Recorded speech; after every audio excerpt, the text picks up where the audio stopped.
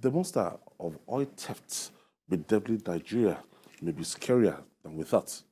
The Inspector General of Police, Usman Alkali Baba, has confirmed that the force confiscated 123 oil vessels comprising tankers, lorries, barges, buses, and other vehicles used in perpetrating oil thefts. He said the police also seized 1.3 million liters of diesel, 135,000 liters of crude oil, 4,900 liters of petrol, and 45,000 liters of engine oil. Today, the Inspector General of Police is giving this breakdown. The confiscation of 123 oil vessels. So it will give you even the international dimension. They have conspirators that will be the people that they sell this thing to, and they collaborate with our security people here, and is so organized. Oil workers. And oil workers, so organized. And I don't know, a poor man on the streets cannot have access to oil vessels to go and get crude oil, to go to the IC to go and sell. No, these are land I vehicles. think these ones are, Like line vehicles too. when you look at some of what they seized, they are largely being used by bunkers. I think they made a lot of gains against bunkers. Small timers. Yes, who were still, they steal from oil pipelines. They refine That's illegally. responsible for 4,900 liters of petrol This is and small- 45,000 They liters refine of illegally. engine oil. They refine these petroleum products illegally and then sell. Those two are who bust pipelines. Yes, those are bunkers. You know, those ones. Okay, they're not the. They're not the big boys. Bunkering was what we met. I mean, what was common some decades back, to the point that even when Buhari took over in 1983, they decided that, okay, for bunkering, bunkering is economic sabotage. You get death penalty and all that. The punishment was stiff. Now, the kind of oil theft that we are talking about, we've been told that it's about 68 million liters every day. In fact, the figures keep changing. Some of the figures that Majid read out yesterday, after a few days, you will hear that those figures are no longer current. Because I still had 68 million liters being stolen every day. 68 million liters is about is the daily official rate of consumption as far as NNPC is concerned. None of us can confirm that. So we are saying that refined products. Yes. The consumption. The rate, crude oil. the crude oil being stolen is competing with the same number of liters. Wow. Now we have to praise the police, but the truth is, those who will stop the level of oil theft that we are talking about, that has reduced Nigeria's oil output to just 900,000 a day, is much more than what we are seeing here. And people stealing oil, stealing our crude oil, using super tankers that can take in excess of 400,000 liters at once. Those ones, you are not going to catch them easily like this, because the means of catching them you don't have. Where there is official collaboration, you just discover that the thief has been given the toga of how do I describe it?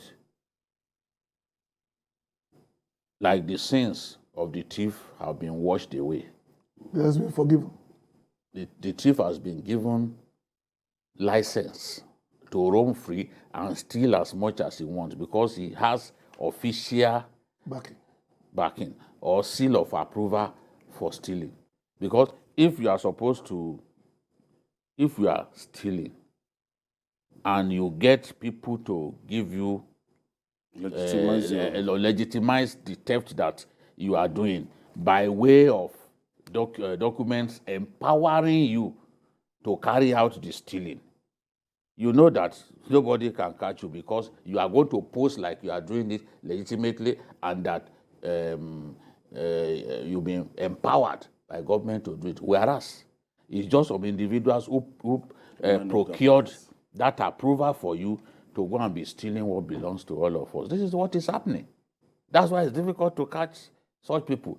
No one can convince me that it is that easy to load a super tanker out of the high seas, or deep into the high seas from some of the major oil export terminals, and then you want me to believe that it's not that easy, and it's not. Let's praise the police for the efforts that they have made against oil thieves. They are oil thieves too. Bunkers too are oil thieves. But they are small fry. But compared to those boys said to be stealing up to 400,000 a day, these ones are they are small boys. The unique thing about this, at this level, is that they even connive with the communities, they connive with community leaders, they connive even with ballers, the chiefs in their various communities to perpetrate this. It is a whole industry. When we are controlling the Southwest pipeline at a point, it's then we realize the fact that you are not dealing with bunkers, you are dealing with a whole system that encompasses everybody, including naval officers, who of course were supposed to be partners, but we're sure that these people have access. No, all the arms of security are involved.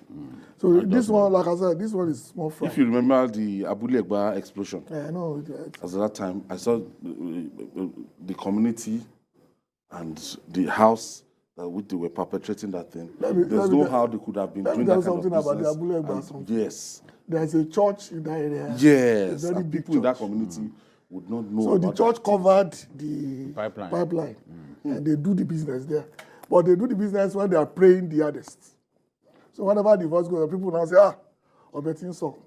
But for the first time I heard that, I thought they were talking about something dirty. That's when the Obetin song. That's why the NNPC raided the place and moved them back. NNPC boss said churches and mosques are involved. Yeah. The one for Abule Egba I can confirm to you. Big church. And if this, let me show you, the pipeline is like this. The church moved from here to here. There's a whole hall here. And there are two-story buildings on it. And those buildings will be erected close to NNPC right of way. No, it's all over the right of way. The tankers will now take after you wale at night. So, so you wonder why? Because when we do CDC, that street is the only one that does not allow people access after it. What they do is they close the gates and then do the business. But also jail all of them. So every time, every 6 months, NNPC will come, break away some houses, expose the pipeline. 6 months later, everybody is back. You know that these are an official. You know, there was something that the former GMD of NNPC. Okay. I said, was it GMD? The former Minister of State for Petroleum Resources, Kachiku, told us one day when we met him. He said that they wanted to explore the possibility of sending petrol through the pipelines again. You know, they stopped. Okay, the water story. They decided it at NNPC that, okay, we are going to do this. So the day that they planned to push the petrol into the pipelines, they then told themselves that let's first use water. Testing. To tell you that people at NNPC leaked that information to the oil thieves or the pipeline vendors.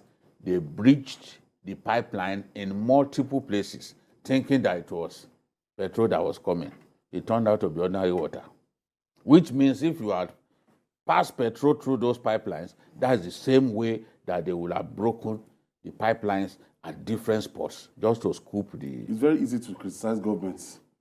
We don't like this country. No, a lot of us hate the country because you can't love a country and be committed to destroying it the way some of our people are doing. Our major problem You is break the pipeline and you waste the product. All right.